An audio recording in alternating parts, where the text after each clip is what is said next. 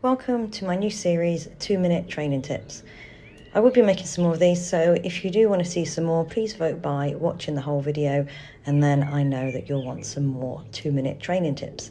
So this training tip here is all about how to lure. So we've seen another video before that I've posted up about luring with the treat in your hand like this.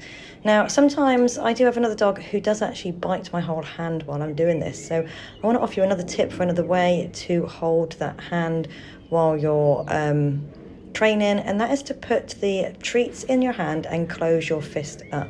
Now this just gives you another way to hopefully get the dog not biting so much. So you can close your hand around those treats. So we've got a closed hand lure for this. And it just means that the dog is a little bit more careful and not biting so much of that treat, because they can't get to the treat to try and nibble it and bite your whole hand. But we can still lure the dog. Now, this luring isn't quite as effective as the open hand.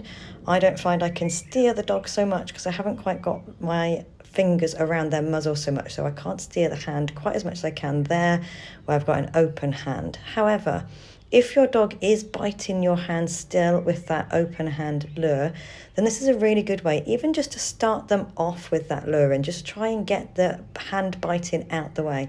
And as you can see, you can still lure them really, really well. It just means that directional luring just isn't quite as smooth as the open hand, but we can still lure around once the dog has the idea that they are pushing into the fist of your hand rather than the palm of your hand. That was her paw trying to swat me then.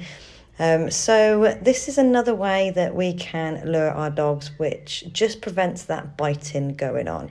I prefer the open palm luring. I find I can get more direction with the dog's head.